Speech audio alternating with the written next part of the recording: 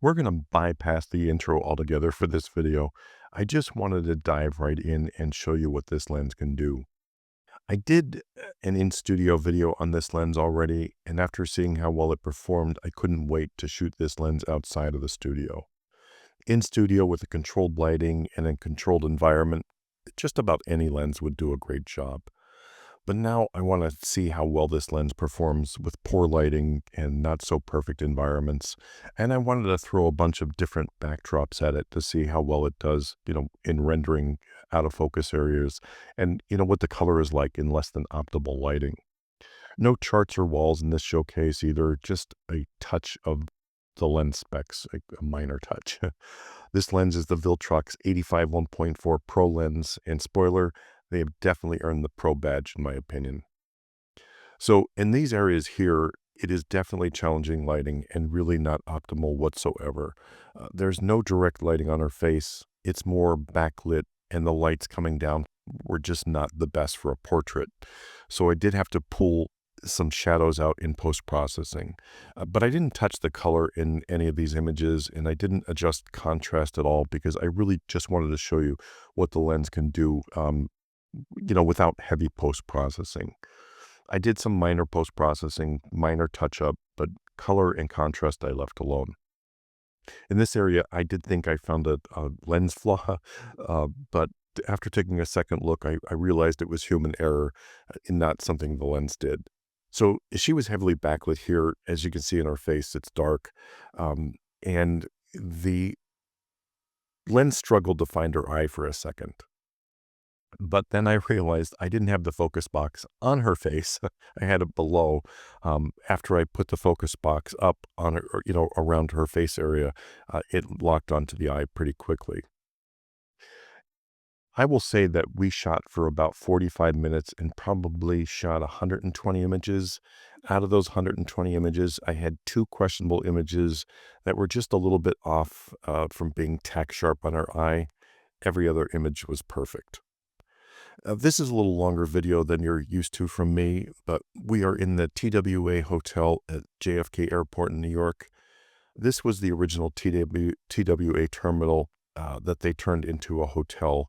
And the terminal itself that I'm walking around in now is the hotel lobby. The two hotel wings are on either side of this terminal. The architecture in this building is spectacular, and I enjoyed it so much. I just really wanted to share it with you and show it throughout the video. We're here for an event with Marvel Comics and Walt Disney for the new movie, The Fantastic Four. So every time we had a break, I forced my daughter to walk around the building so I can get some shots and do this video on this lens. I shouldn't say forced. She was happy to do it, but this video is definitely more about me than her. So let's talk a little bit about the lens specs. First and foremost, this lens is built extremely well and feels amazing in hand. The focus ring, which I never use and doesn't matter because it's not, it's not something I use. Um, it's autofocus. Why would I use it? The lens, it's smooth and it works flawlessly. The, if this matters to you, you won't have an issue with that. The aperture can be clickable or smooth. There is a function button as well, which I always set to the crop mode for me. I love that because I can just, zoom in really quick with this lens and zoom back out just by pushing that button. So that's why I have that set to crop mode. Now, the lens weighs approximately 790 grams, give or take 798. I believe it's like 150, 155 grams heavier than the Sony version 2. Now, 150 grams doesn't seem like a lot, but for those of you who have an 85 millimeter on their camera bodies at all times, this may be a concern for you. For the 45 minutes that I walked around using this lens, I didn't have an issue. I just didn't find a problem with it at all. And to be honest, I was looking at the Sony 85 version 2 because my current 85, which is the Sony 85 1.8, is getting a little bit dated at this point. Again, Viltrox did send me this lens free of charge, and it sat quite a while before I decided to try it. The Sony lens is $1,798. This lens comes in at $598. That's a $1,200 difference. Without saying the words for the price, this lens is amazing and definitely compares extremely well to my other G Masters. I obviously can't do a side-by-side comparison because I don't own the Sony G Master 85, but I can say that this lens performed so well that I will not be considering the Sony 85 at this point. The autofocus is fast and accurate and definitely not lacking in, for this type of shoot. I'm sure there will be a lot of videos for, YouTubers running at the lens, and at my age, I just don't have the energy to do that. And for real world shoots, I can't say the optics are on par, but I can say the optics are spectacular. Um, you know, I wouldn't make the comment that, they're perfectly fine with a G Master because I can't do a side by side. But for me, there's no chromatic aberrations in any of these shots I took today. Of course, I'm not shooting branches in the sky or charts, which I rarely do, but, it just works. A little bit more on the specs, a very little bit more. 11 group, 15 element, including three lenses and one aspherical lens. That's the most I can tell you. I really never look at specs on a lens. What matters to me most is throwing the lens on the camera, taking some pictures, and seeing how the lens does. That's what matters to me most. Knowing the lens specs or charts really doesn't change whether I like a lens or not. The only thing that determines whether I keep a lens or like a lens is getting out there and shooting it. Now, I know many have issues with third-party lenses based on the name alone. They have to have that Sony lens on the Sony body, and there is nothing wrong with that if that's what you want and you have the money to back it up. But there is also the case of third-party lenses being throttled by Sony. Some bodies have much higher burst rates that can't be used with third-party lenses, so that's something to consider as well. On this point, I want to add this. I shot professional sports for many years, including Major League Baseball, basketball, hockey, with frame rates of 2 to 10 frames per second, without a complaint. Third-party lenses, I believe, are throttled around 15 frames per second on these type Sony bodies. Seriously, if that isn't enough for you, maybe shoot slower sports. I don't know what to say. All kidding aside, though, yes, if you need higher burst rates, the Sony lenses are probably your best bet. And full disclosure, I once was a lens snob through and through. I can only say with my 40 plus years of experience, I wish that wasn't the case. It would have saved me a ton of money. My first experience with a Viltrox lens was quite a few years ago.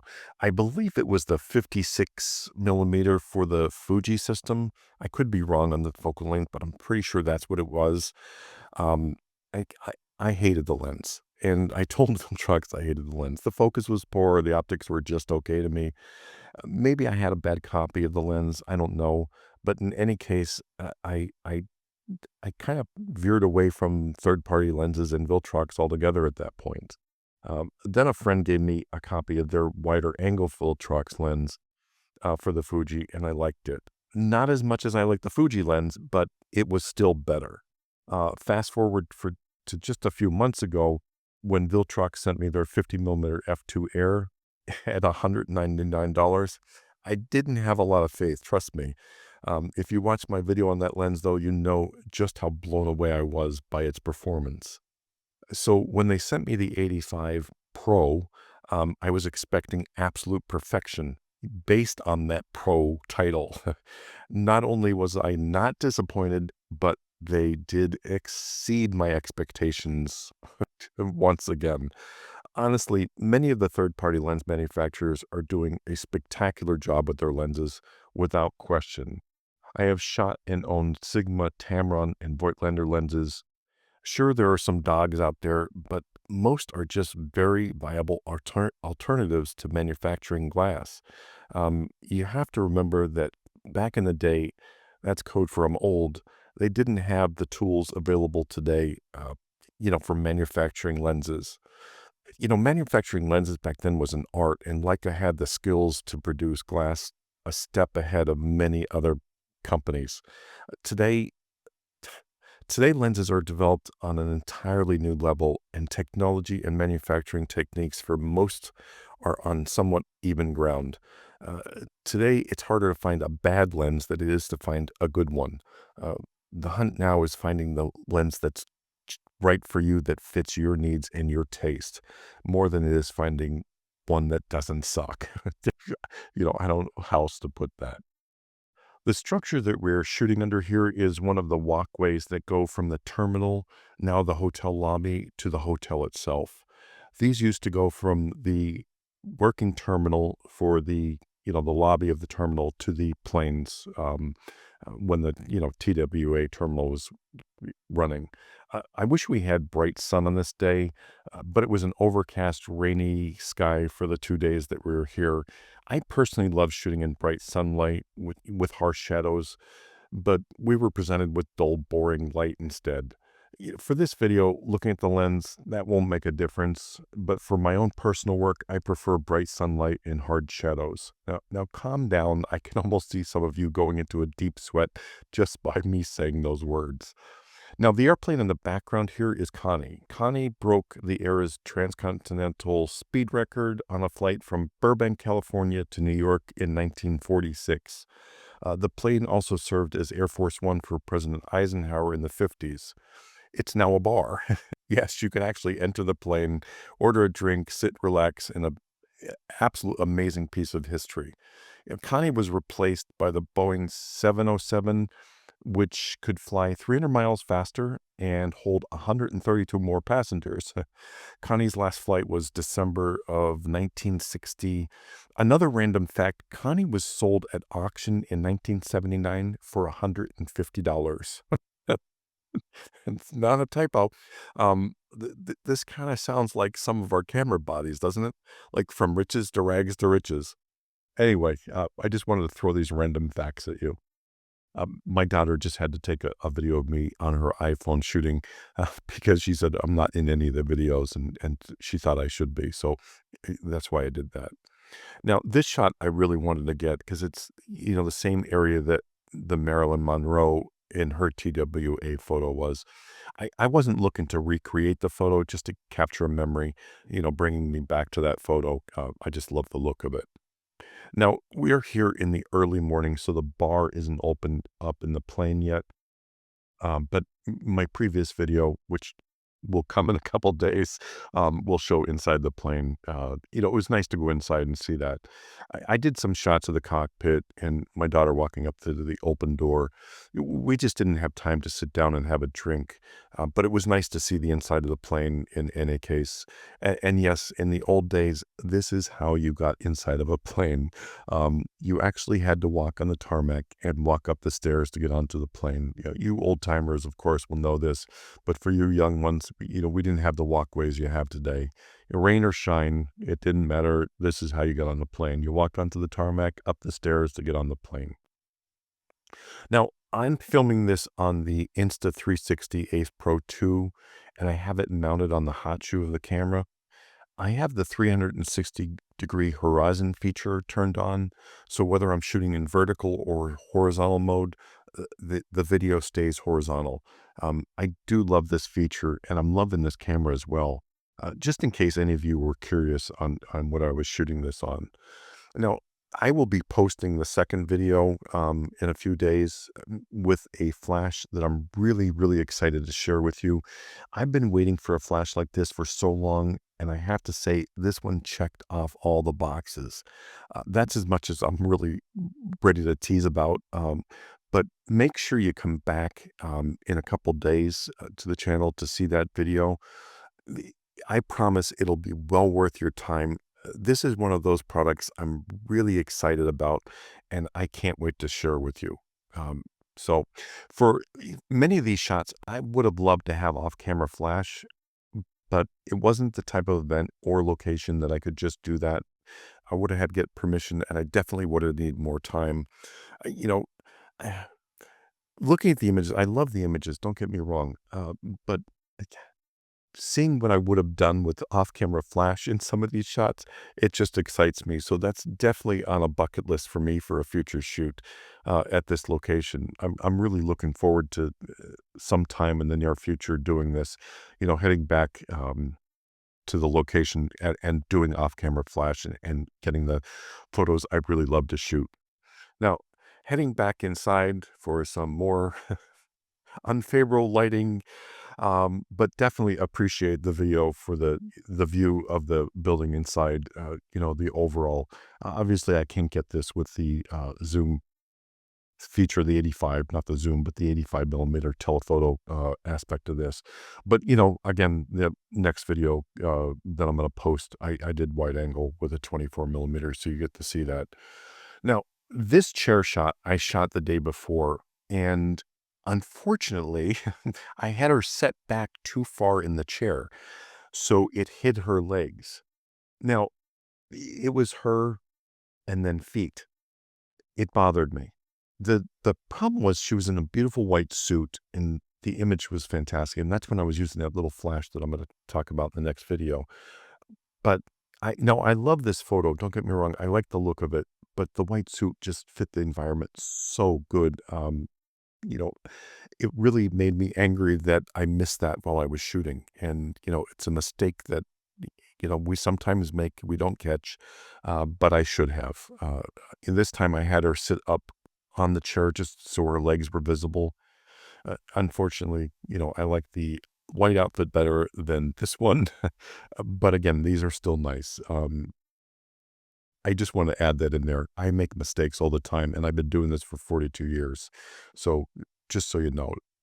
Now, this time also, I noticed the windows in the background, and I'm shocked that I didn't notice this the day before, and angry too because I had the wide angle, and I would have loved some of these photos with that wide angle of 24. I think they would have been spectacular images. But and much harder to shoot though with these lines in a 24 millimeter, but it would have been a challenge and fun to shoot. Again, I don't dislike these images with the 85. I think they're great. I had fun shooting this and, the different angles and trying the different angles to see what worked best. It was just a lot of fun. And again, I'm just, sitting here talking to you and showing you these images. I just keep thinking, why didn't I bring the 24 for this? And I know a lot of you are going to throw the whole case of this is why we carry a 150-pound backpack and all our gear. um, anyway, the only other thing I wished for at this point of the shoot was bright sunlight. The overcast sky, yeah, it's nice. The images are nice, blah, blah, blah. But I would have loved to see just harsh shadows coming through. The shadows from the windows, the shadow on her face. I love that look. And I think it really would have made a difference in these final images. So hopefully when I go back someday, take a flash and hopefully have some sunny skies, I'll do this location again with a wide angle, bright sunlight, and some spectacular looks. I hope you enjoyed this video. Again, I really recommend this lens. It's fantastic. You know, uh, for some of us, $1,700, $1,800 is out of reach. This lens isn't. Thanks for watching as always. If you have any questions, leave them below.